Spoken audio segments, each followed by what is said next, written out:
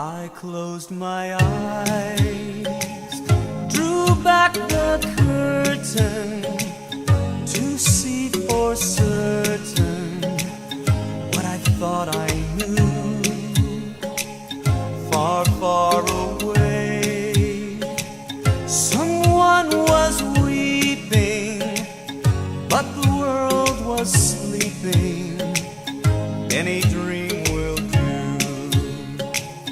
I wore my coat with golden lining. I was born in southwest Minneapolis over by Lake Harriet. I had two terrific parents, Vern and Jane Danielson. My father was very into sports. In fact, he was a Minuteman. They were responsible for building Met Stadium and bringing the Twins to Minnesota.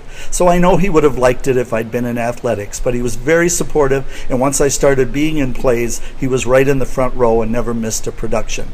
I have two wonderful sisters, Sandra and Peggy Jo, and Peggy Jo is here tonight, I think, and they've always been super supportive also.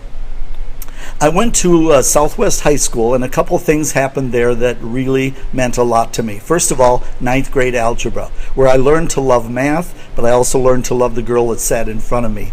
And Judy has now been my wife for 46 years. The other thing that happened was 11th grade speech with Mrs. Hedrick. And because of that class, I learned to love to be in front of people. And therefore, without that, I wouldn't have been a teacher. I certainly wouldn't have done the variety shows. I wouldn't have been Ole, and I wouldn't have directed plays. I went to Winona State University, and I got some more experience with plays. I majored in math and speech communications, and I got some great opportunities. I went down to Iowa for professional theater one summer near Lake Okoboji, and I got to do a TV show my senior year, a local TV show in Winona called Our House with Karen and Bruce. It was hard to find a job after college. It took me 3 years, and I finally got a job at St. Wenceslaus in New Prague, teaching at a Catholic school. To be honest, they didn't need a math teacher as much as they needed an organist. So on my resume it said I was an organist, so they hired me. Little did they know this was all I could play. And I was there for 11 years. Well, I began in 1989 in May at the first 292 review. Lena and I were just on for a 5-minute skit, but people liked it, and so we became the MCs. I'm really sorry about that. Next question.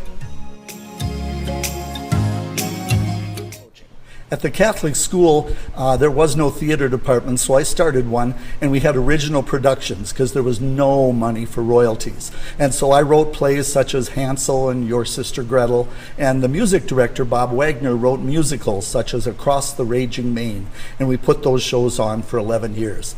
Then Bob Boone, who's a friend of mine in the National Guard, suggested that I come to Cambridge. And I came here then and worked with Frank Wells for 29 years directing the musicals. And we worked with such wonderful students over those years.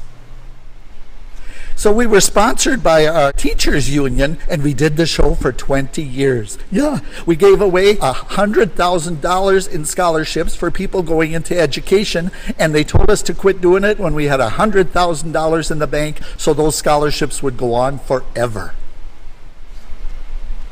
How did he even get in here?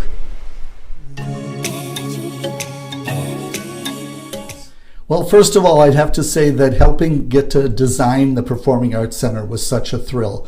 I loved the little theater and its intimacy, but this Performing Arts Center is something else. I used to walk around backstage when it was being built and just look at the makeup room and the different rooms and imagine what things were going to be like.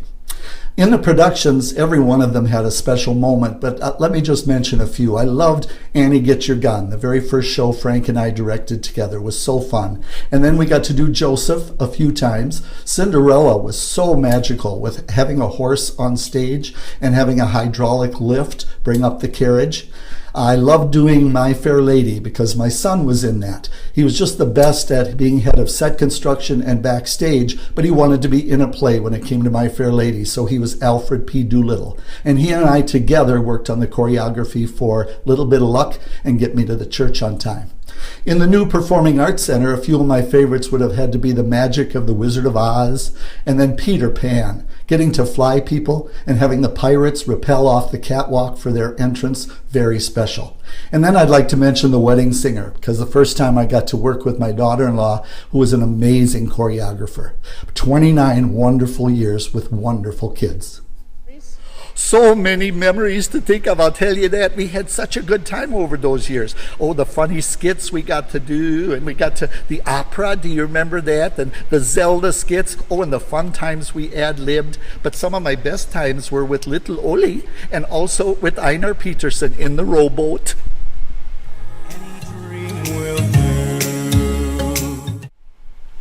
Yes, so many people. Let me start with my family.